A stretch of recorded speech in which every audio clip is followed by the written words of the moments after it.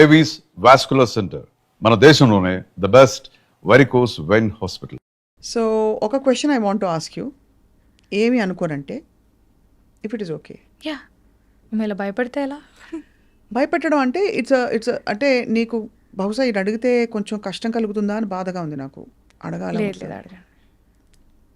So అమ్మ ఒంట్లో బాగాలేనప్పుడు ఎలా కోప్ అయ్యావు? తెలీదు, పరిస్థితులు అంతే. When you're in a situation ఇంకా you do whatever is necessary అంతే.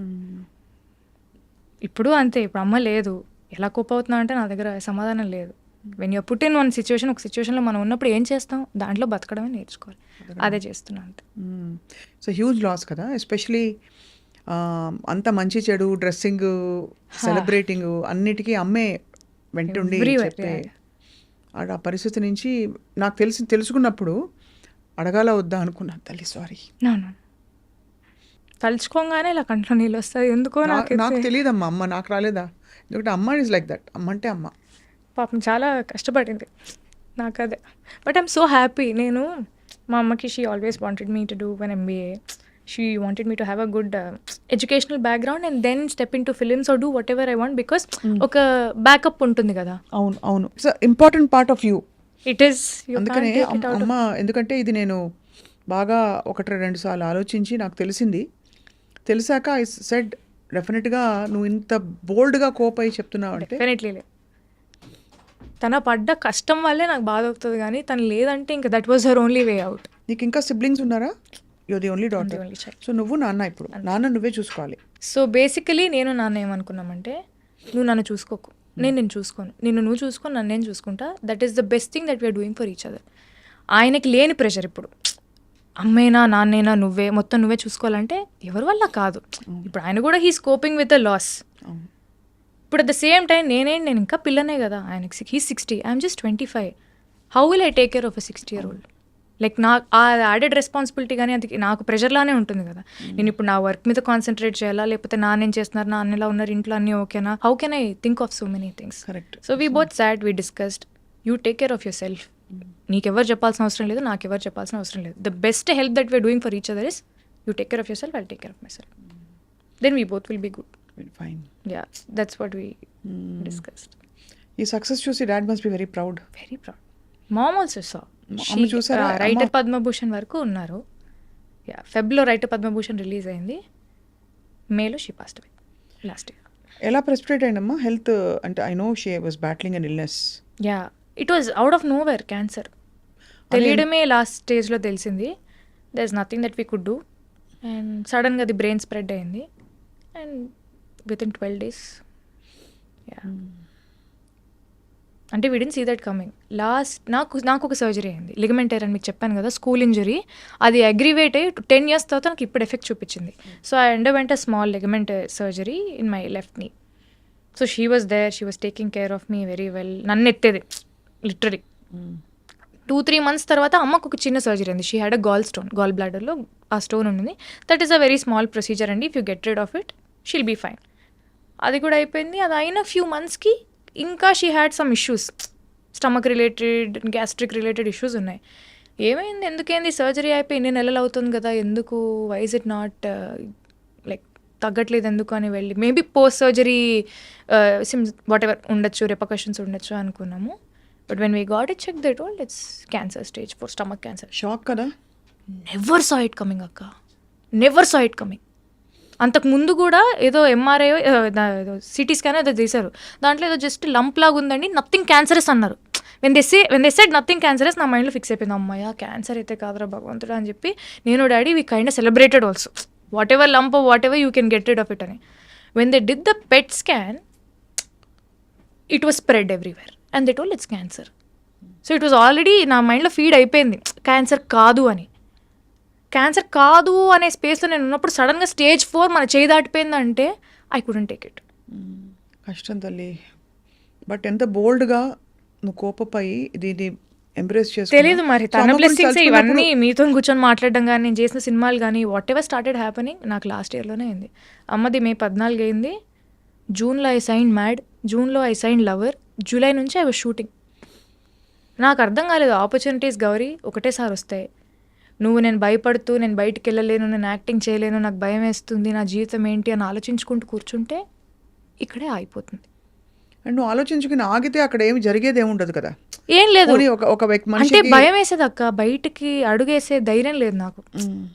చాలా వీక్ అయిపోయాను mentally, physically. I lost weight. నాకు ఫిజికలీ కూడా ఎఫెక్ట్ అయింది అది. మోడర్న్ లవ్లో మీరు అలా లడ్డులాగా ఉన్నాం కదా, I became like half my weight పని చేస్తూ ఆర్ వాట్ ఎవర్. అది మెంటలీ ఫిజికలీ ఆ ఎఫెక్ట్ ఉండడం వల్ల చాలా వెయిట్ తగ్గిపోయాను నేను. ఇలా కాదు, ఆపర్చునిటీస్ వచ్చాయి, just go and do it అని చెప్పి. మ్యాడ్ ఏమో it's such a fun film. Lover is సచ్చువలీ it's very emotional and it's a very intense film. నాకు మైండ్లో ఒక ట్రామా నడుస్తుంది. నాకు ఆ మూడు ఎలా అలైన్ చేసుకున్నానో ఏం చేశానో నాకైతే తెలియదు. It's all Vasundhara. నా చేతిలో ఏం లేదు. ఎవరు నీకు ఇష్టదైవం ఎవరన్నా ఉన్నారా? చాలామంది ఉన్నారు నాకు. నేనైతే నమ్ముతాను, బట్ మా ఇంటి దేవుడు వెంకటేశ్వర స్వామి. సో వెంకటేశ్వర స్వామి, సాయిబాబా నేను నమ్ముతాను. ఎంత కష్టం నుంచి బయటకు వచ్చి బ్యూటిఫుల్గా ఇండిపెండెంట్గా, కానీ ఒకటి తప్పకుండా అనక మానలేను, ఇంత ఇండిపెండెంట్ థింకింగ్ అమ్మాయిని ఇండస్ట్రీ అర్థం చేసుకుంటుందా? అంటే because you have your own thoughts, you speak so well, ఇంత కాన్ఫిడెంట్గా ఉన్నావు. బహుశా ఐ డోంట్ నో నువ్వు ఎంత ఇంటర్ఫియర్ అవుతావు. ఇది ఎందుకు సార్ ఇలాగా, ఎందుకు సార్ అలా అడుగుతుంటావాలా? సినిమాలో అంటున్నారా? సినిమాలో నాకు definite I'm very inquisitive.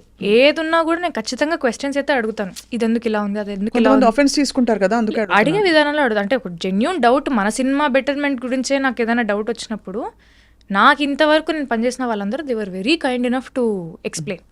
Especially Tamil అయితే ఇంకా భాష కూడా రాదు కాబట్టి నేను స్పైరల్ బై నేను బుక్ ఇలా పెట్టుకొని ప్రతి దానికి పక్కన అర్థం రాసుకొని ఈ ఎమోషన్ ఇలా ఇవ్వమంటున్నారని చెప్పి I to ask all the questions అని వాళ్ళు చెప్పినన్నీ నేను నోట్ చేసుకునేదాన్ని.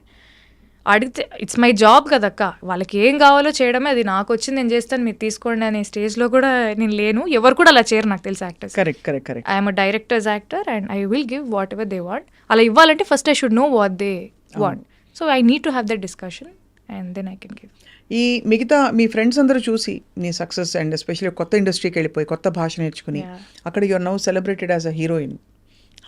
How do they make so fun, like చాలా ఫన్ చేస్తారు. అంటే ఏంటి, I keep posting stories at that time in Chennai, I'm having filter coffee, Kapaleeshwaran గుడికి వెళ్ళాను, అది దాన్ని పెడుతుంటే తమిళ అమ్మాయి అయిపోయావే అంతే. నాకు మామూలు ఫ్యాన్స్ కూడా, పీపుల్ లైక్ ఫాలోవర్స్ అందరు కూడా దే కీప్ సెండింగ్ మెసేజెస్. ఏంటండి మీరు తమిళ అమ్మాయి అయిపోయారు, తెలుగుకి రారా, తెలుగులో సినిమాలు చేయరా, చెన్నైలో సెటిల్ అయిపోయారా, చెన్నైకి వెళ్ళిపోయారా, హైదరాబాద్లో లేరా? లేదండి వస్తున్నారు. So everybody is very supportive, all the friends are happy. లవర్లో అక్కడ స్క్రీనింగ్ తమిళనాడులో కూడా అయినప్పుడు all of them from Hyderabad they came for the premiere. అంటే నాకంటూ ఒక సైన్యం ఉంది, నా బలగం. So they came. డాడ్ కూడా చాలా వెరీ హ్యాపీ, సీయింగ్ ఎవ్రీథింగ్. ఈ వ్యావహారిక విషయాలు ఉంటాయి కదా, రెమ్యూనరేషన్ అడగాలి. ఇప్పుడు నేను సపోజ్ ఒక ఫస్ట్ సినిమా చేసినప్పుడు ఏం అడగరు ఎవరు, రెండో సినిమా మూడో సినిమాకి you know that your sought after, కొంచెం ఐఎమ్ ఆల్సో హీరోయిన్ అని ఒక ఫీలింగ్ వస్తుంది. ఎలా డిసైడ్ చేసుకుంటావు? అంటే ఎంత అడగాలి రెమ్యూనరేషన్, అడగచ్చా అడగకూడదా, డిమాండ్ చేయొచ్చా, నా టర్మ్స్ ఇవి, నాకు క్యారవాన్ ఇవ్వాలి, లేదంటే నాకు ఇలాంటి అకామిడేషన్ ఇవ్వాలి, ఇలాంటివి అడుగుతావా? Or you're very easy going? I'm a little easy going అక్క. అంటే మనం అడగకుండానే వాళ్ళు ఇస్తున్నారంటే వీ డిజర్వ్ దట్ కదా. అంటే మరీ ఫస్ట్ సినిమా నుంచే నాకు అది కావాలి ఇది కావాలి. మెయిల్ అనే సినిమాకి it was we did it in very INDI style. Covid టైంలో పర్మిషన్స్ తీసుకొని ఒక 40 మంది వెళ్ళిపోయాం అంతే, జస్ట్ 30 to 40 పీపుల్ క్రూ అంతే. We were all staying in a government boys hostel. అందరూ మెన్, నేను, నా హెయిర్ స్టైలిస్ట్ ఒక అమ్మాయి ఉండేది హెల్ప్కి ఏదైనా అవుట్ఫిట్ కానీ. I was very comfortable, I had no complaints. First తింటున్నప్పుడు పురుగులు వచ్చి పడేవి, అంటే ఊరు కదా, ఎక్కడో మారుమూల లోపలికి ఊరు. I used to enjoy that process. అంటే ఆ ఎక్స్పీరియన్సెస్ అన్నీ కూడా మేలో ఆ క్యారెక్టర్ లాగా నాకు ఉండడానికి అవి హెల్ప్ చేసాయి.